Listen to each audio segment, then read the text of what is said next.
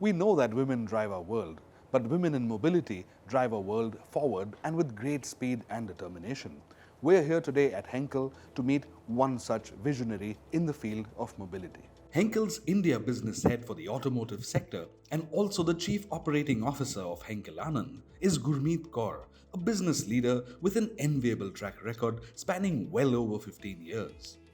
Gurmeet, what a pleasure it is to be here with you today. I'm sure our viewers are already very inspired with what they've seen and heard of you so far. But can you take us back to your childhood and take us through your journey? Well, Roman, thank you very much, first of all, for having me here on this forum. It's an absolute pleasure. If I were to go back to my childhood, I was born in a small town, Bareilly, that's in UP. It used to be unknown, now not so unknown, thanks to the number of references that it has got in some of the movies lately. So I did my schooling, my primary education in Bareilly, and I think I had a great set of parents, a great family who took the right decisions when it came to my schooling, my education. Frankly, I remember, there were, my parents tell me that my grandfather, when I was an infant and I couldn't even walk, he would say in my ears that, I want you to become a doctor someday. And, I remember that because I truly believe that story, because he would say that to me also. And I remember him saying that to me, that, I want you to become a doctor and, I want to be famous as your grandfather. So I think that is what always instilled that desire to excel and achieve.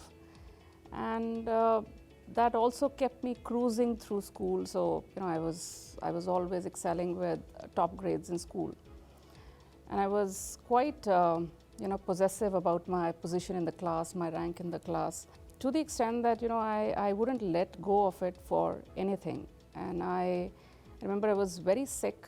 It's hardly a 10-year-old kid. I think just one thing after the other, I became anemic, and I was told that you need to rest and recover and sit out of exams. That thought of it, sitting out of exams and letting go of my rank, I just shuddered at the very thought that how could I let that happen. So I still sat for my exams, and I remember my mom used to come along with me, stand outside the examination hall with a bottle of juice, fresh juice. And that's how I gave my exams, and I still came out with flying colors. So that was my childhood. Great family actually, and I think I was very fortunate in that aspect. What also I remember of my childhood is the love for books. So one of the benefits that I had or call it the reward that I would get from ranking first in the class was always a book. So at the end of the year, I would always get a book. The first thing that I would do when I would get a book is just polish it off. So within days of receiving a book, I would end up finishing it. By the time I finished my school, I think I had already done most of the classics. So I started with the Enid Blytons and then moved on to Nancy Drews and then the Jane Austens and the Brontes. And by the time I finished school, I was like through with all of these. And I think also my father, I remember a huge cabinet which was full of books, and I also ended up reading some of them. But yes, what I remember of my childhood is a great family, very supporting family, and I think great education and the love of books that I caught on. How do you transition from that, with a girl with a grandfather and his very vocal dreams of you becoming a doctor? And this is, in a sense, the typical Indian dilemma, right? Doctor, engineer. But yes, you did find yourself at the doorway to an engineering institute. How does that transition happen? Yeah, I think it was, always that, that desire to do the best and also, do something meaningful with my life. And for me, that my grandfather wanting me to be a doctor was, I think, symbolic of that, right? So do something good with your life. And when it came to choosing options, at that time, I think everybody was only looking at medicine or engineering, and I realized quite quickly that I couldn't, stand the sight of blood, which also made me turn into a vegetarian. And then I decided to opt for engineering. But then also, I think engineering stemmed from the fact that another thing which I remember about my childhood now is that I think I loved cars. My father actually, he was very fond of cars, and he would change his cars every few years, every 2 or 3 years. And we would be mesmerized by those new machines, and we were, both of us, my brother and I, we were like, when are we going to learn to drive these? So we ended up seeing cars, all throughout our childhood, different ones every few years.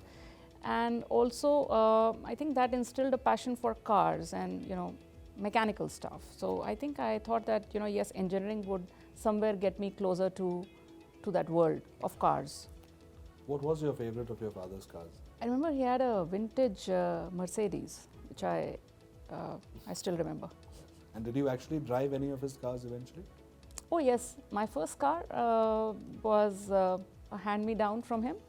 Yeah, because I didn't have, when I started off, I didn't have the money to buy my own car. But I was very clear that I wanted to drive one. So I took that from him. It was an Opel Astra actually. Really? Yeah, so that was my first car. That was a nice car for the time. Yeah. For sure, definitely. So talk us through your engineering years. What was it like for a girl from Bareilly to find herself in an engineering institute, and what was that environment like, and did it were you already developing a clarity towards where your life was headed at that time in those years? I think I wouldn't say that I was crystal clear about what I wanted to do. As I said, in school it was mostly about, yes, be the best, do whatever I could do the best to the best of my ability. And then again, when it came to professional ambitions also, it was about, taking up a career option which would allow me to do something with my life. Somewhere, I would think that even during my engineering years, I did not have that clarity on what exactly I wanted to do. It was Maruti, who came to campus for placements, and when I graduated, it was mostly the software companies, the Wipros and the Infosys and TCS at that time, and those were the companies which everybody wanted to be a part of because of all the on-site opportunities that you would get.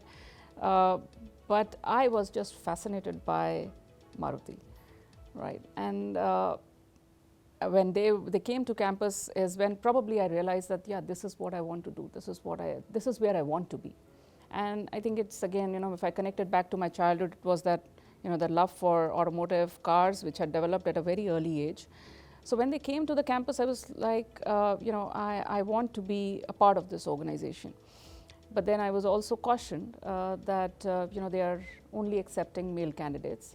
I spoke to my placements officer, who also decided to, have a word with the CHRO who had come to the campus, and I was allowed to, appear for the assessments. And then there was, I believe there was a lot of deliberation after the assessments on how exactly are they going to place me in the organization, right? Because, and I realized later that they had only one girl, an engineer in R&D, and I was a graduate chemical engineer.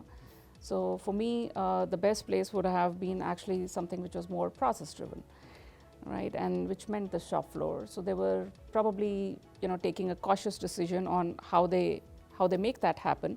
But then finally the word came through that yes, I was accepted, and I ended up at Maruti after engineering. That is where that clarity came in that, yes, this is what I want to do. I think it was just probably Maruti coming to campus and making me realize what I have always wanted to do. So, Gurmeet, from your transition to engineering and then finding yourself in Maruti, where you were clearly outnumbered, so to speak, from a gender perspective, where did you find your first indication of a sense of purpose? If I go back to my childhood, as I said, it was always about being the best. And I wouldn't say that, even today I'm the best, but I think what I do well is become a better version of myself every day, and that's what I strive for competing with my own self, just becoming better at what I do. And I think one day I will, of course, be the best at whatever I do. That was, of course, always the purpose in life, has always been. And another thing is always contributing to whatever I do in a meaningful way.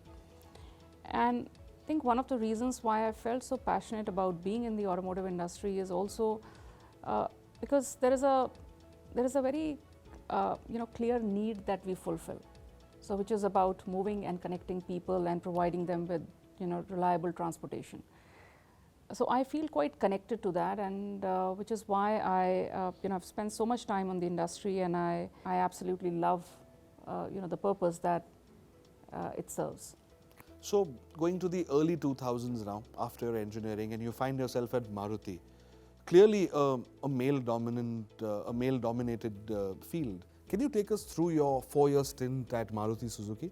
What was that experience like, and were there things you remember? Were there things that, do you have fond memories of that experience?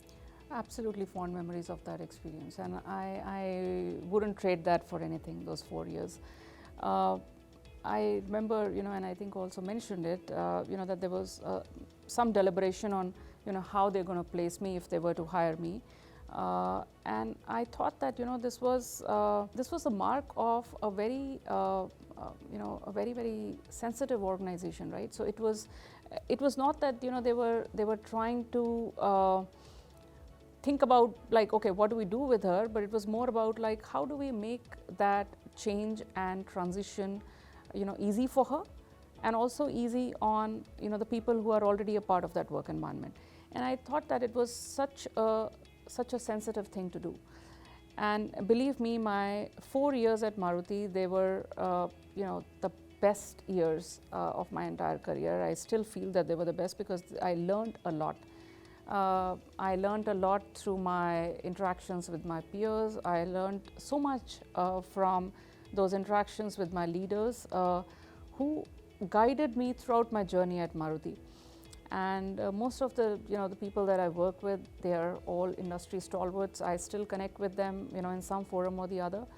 But it was a tremendous learning experience for me, and I don't remember facing any kind of discrimination for that matter. At what level do you feel discrimination exists in the industry today? And in a sense, would you say that we've come ahead since when you began, or have we gone backwards in some way?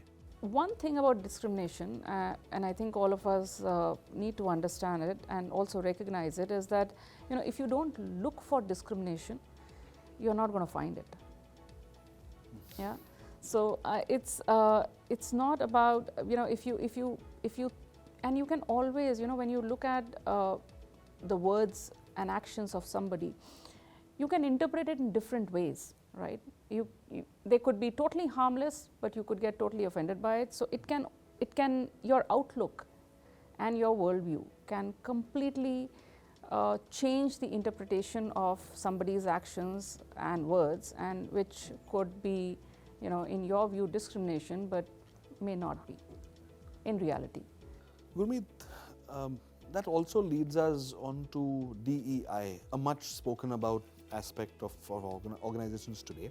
How important are DEI principles to an organization? Is that where your efforts stop, or do you feel that there is scope for perhaps some skill alignment and calibration overall to meet an organization's objectives? What are your views on it? Actually, I started off at a time when there were no DEI agendas, but I think this is a good change, right? Because the recent focus on DEI has actually brought in more women into the workforce, made the organizations more inclusive, and I think that's definitely a good thing. It's actually quite good and quite encouraging to see so many women in the workforce than what they were earlier. And if I speak of Henkel, we are already looking at not just like 30% of diversity, which I would assume most organizations are aiming for. We are actually looking at making it 50-50 by 2025. So that's quite an ambitious target, and I definitely believe that we are on track to get there. So that's good. But when you talk of diversity, I think there is some good work that we have done, as I said, in bringing more women into the workforce. But what we need to work on is, what goes after.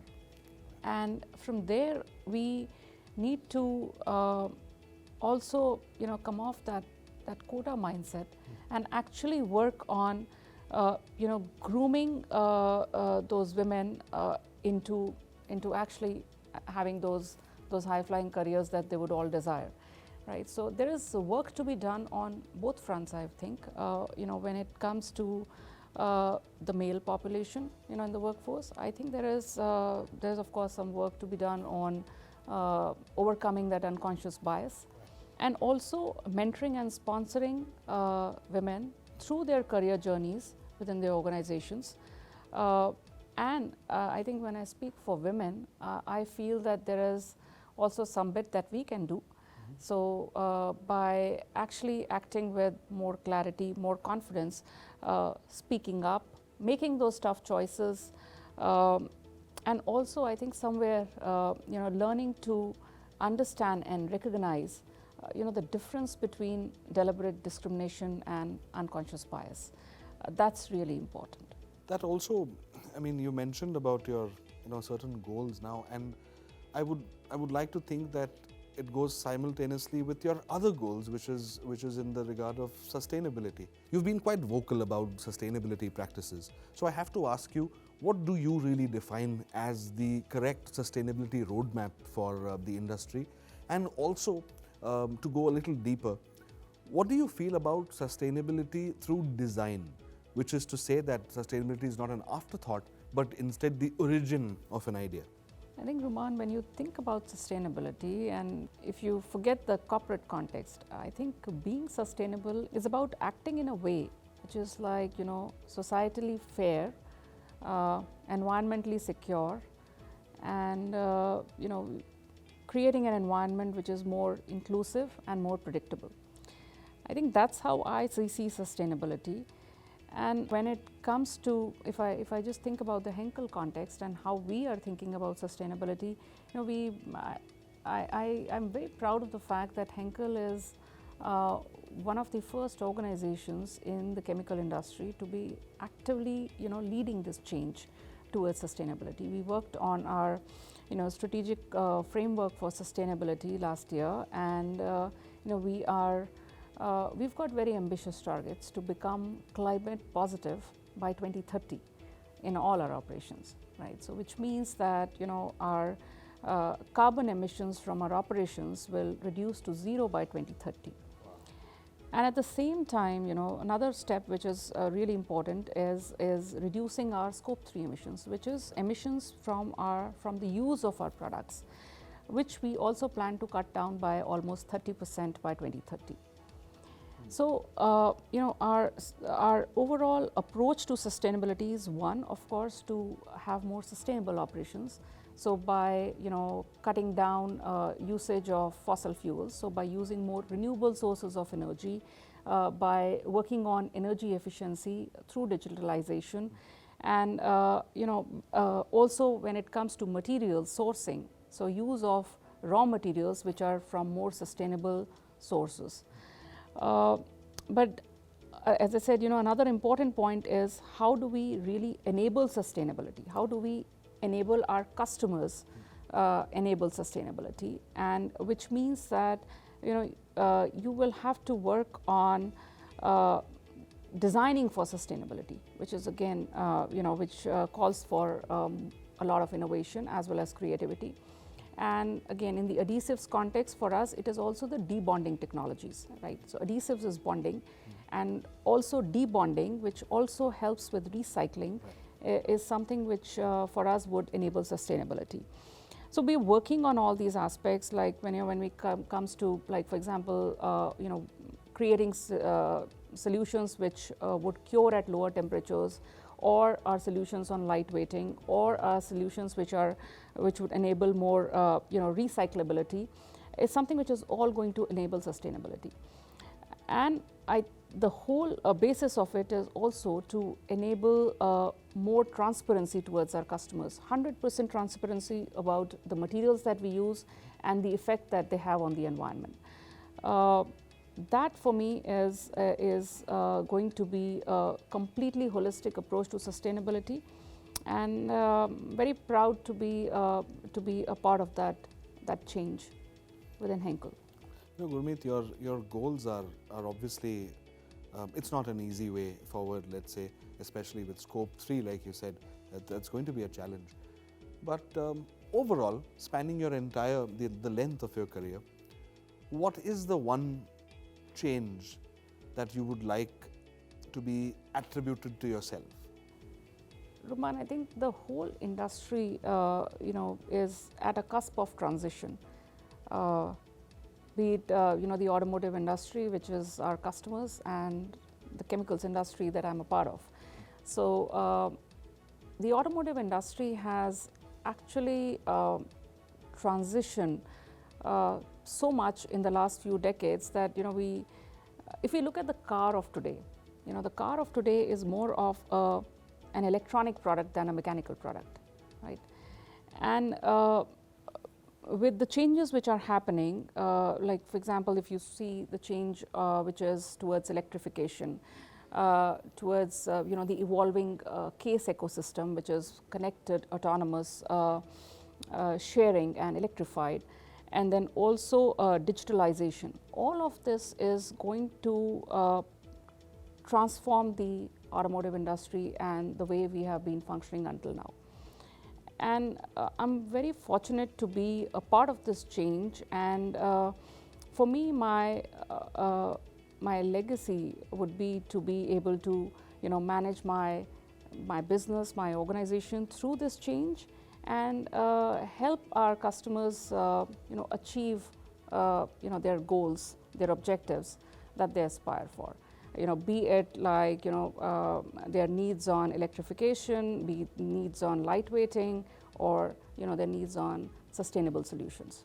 I have to ask you this: if you were to, given your experience and given how, given the trajectory of your career, you've seen it all. You've seen everything. You've grown from the rank, risen from the ranks, being an engineer in Maruti, and now to something this global.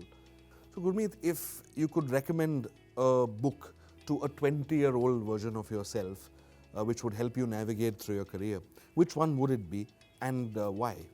Well, quite a few books, but I think one of the books that I identify with and I recommend to most of the people that I meet is called Principles by Ray Dalio, and I think it's a wonderful book. And what Ray has done here is he's in investment banking, and investment banking more or less it operates on principles of algorithms.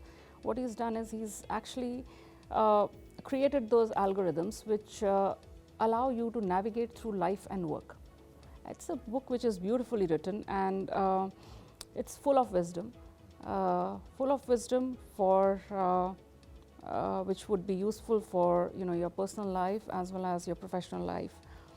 And another one which I don't know whether I should recommend, because it's quite a gray book. It's quite a gray one actually. 48 Laws of Power by Robert Greene. It's not a book about achieving power. It's more about, I think it's a book about human nature and how human beings are in general, and how do you really work well with each other. So it's a book about human nature and to understand the human psychology, and I think it's a wonderful book because unfortunately that's how the world works. We've come a full circle, because we started our conversation with books, and we're here now. Do you see yourself ever writing one? Do you plan to? Would you like to? I would love to, because I think I express myself better in writing than in speaking. So yes, maybe someday I would. I'll come to get my signed copy of that then. Thank you so much, Gurmeet, for sparing so much time for this beautiful interview. And I'm sure our viewers will be extremely grateful to have heard you to speak on our channel. Thank you so much for sparing us the time. Thank you, Roman. It was a pleasure to talk to you.